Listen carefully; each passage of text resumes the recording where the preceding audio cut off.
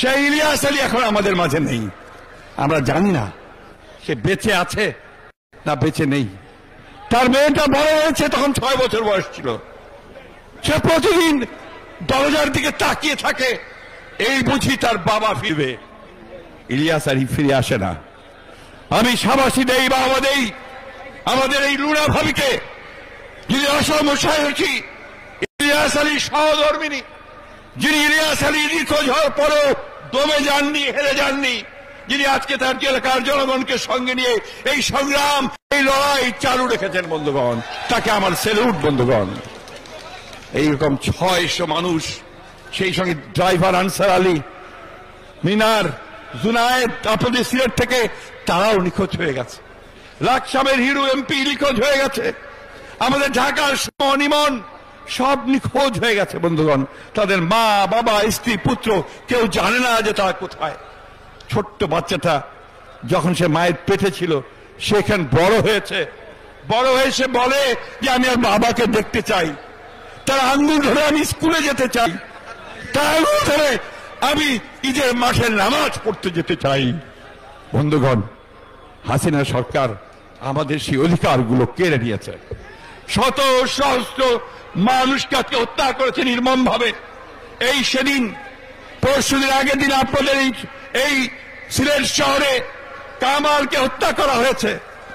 আপনাদের এখানে আসার আগে হবিগঞ্জে লাখাইতে, এখানে আসার আগ মুহূর্তে ছাত্রলীগ, যুবলীগ, পুলিশ হামলা চালিয়ে গুলি করে আহত করেছে আমাদের গৌসের সমস্ত লোকজনকে। বন্ধুগণ, সারা বাংলাদেশে অসংখ্য নেতা কর্মীকে তারা আজকে গুলি করছে, খুন করছে, হত্যা করছে, নির্যাতন করছে। আর আবার নতুন করে সেই খেলা শুরু করেছে।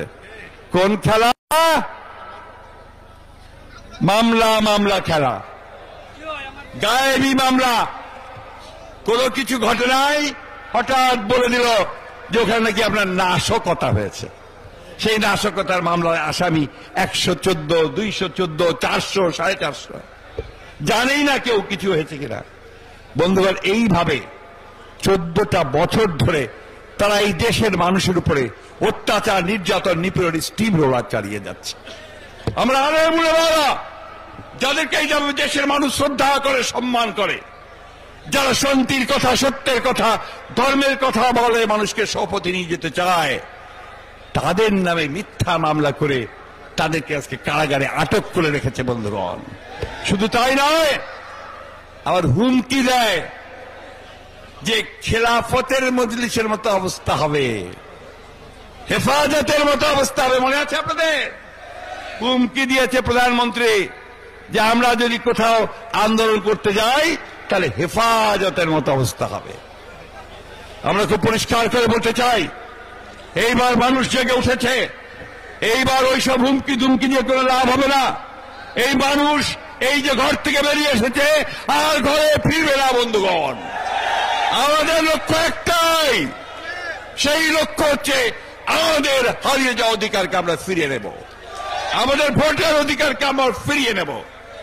আমরা আমাদের সরকার আমরা তৈরি করতে চাই, জনগণ তৈরি করতে চায়।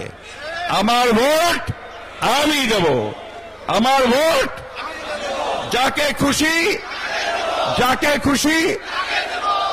খুব লম্বা লম্বা কথা বলে যে সংবিধান অনুযায়ী নাকি নির্বাচন হবে।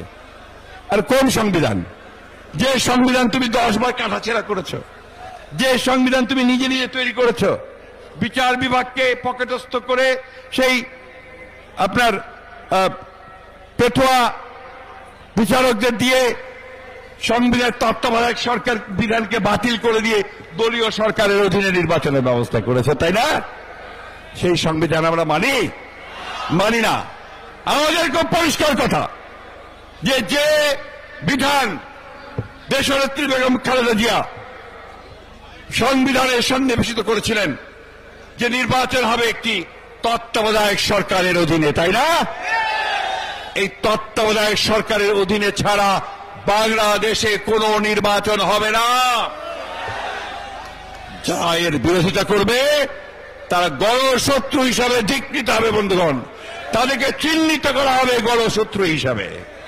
এটাই আমাদের এখন এই মুহূর্তে সংকট উত্তরণের একমাত্র পথ। তাই আমরা দীর্ঘ বক্তব্য যেতে চাই না বন্ধুগণ, যে লড়াই শুরু হয়েছে, এই লড়াই আমাদেরকে সামনের দিকে এগিয়ে নিয়ে যেতে হবে। এই লড়াইকে আরো শক্তিশালী, আরো বেগবান করতে হবে। এই সিলেট অঞ্চল শুধু নয়, সারা বাংলাদেশে এই যে মিথ্যা মামলা দিয়ে মানুষকে হয়রানি করছো, গ্রেফতার করছো এবং নির্যাতন করছো, তা বন্ধ করতে হবে। আর যদি একটা মানুষের বিরুদ্ধে মিথ্যা মামলা দেওয়া হয়, মানুষ তার রুখে দাঁড়াবে বন্ধুগণ, দাঁড়াবে না?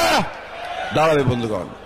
আর যদি একটা হত্যা করা হয়, ভোলাতে আমাদের আব্দুর রহিম, ছাত্রনেতা নূরে আলম, নারায়ণগঞ্জের শাওন, মুন্সিগঞ্জের শাওন, যশোরে আলিম, তাদেরকে এই সরকারের পুলিশ এবং গুন্ডা হত্যা করেছে বন্ধুগণ।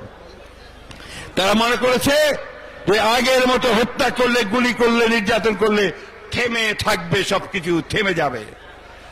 থামিয়ে রাখতে পারে নাই। আরো সবাই উজ্জীবিত হয়েছে, অনুপ্রাণিত হয়েছে এবং একটার পর একটা বিভাগীয় সমাবেশগুলো আরো বেশি করে সফল হচ্ছে বন্ধুগণ, তাই না? আপনারা তো সেই সুনামগঞ্জে দূর থেকে সব সাইকেল, মোটরসাইকেল নিয়ে এসেছেন, তাই না? হবিগঞ্জ থেকে এসেছেন, তাই না? নৌকায় করে সেই সুনামগঞ্জের হাওড় দিয়ে, বাওড় দিয়ে, সুরমা নদী দিয়ে এসেছেন, তাই না? পেরেছে আটকে রাখতে আপনাদেরকে?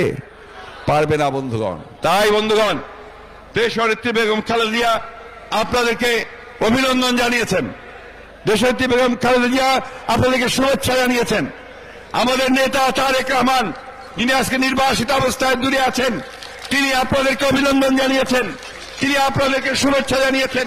তিনি ডাক দিয়েছেন যে আসুন এবার আমরা সবাই উঠে দাঁড়াই, আমাদের দেশ ও মাতৃকাকে আমরা মুক্ত করি এই ভয়াবহ দানবের হাত থেকে বন্ধুগণ।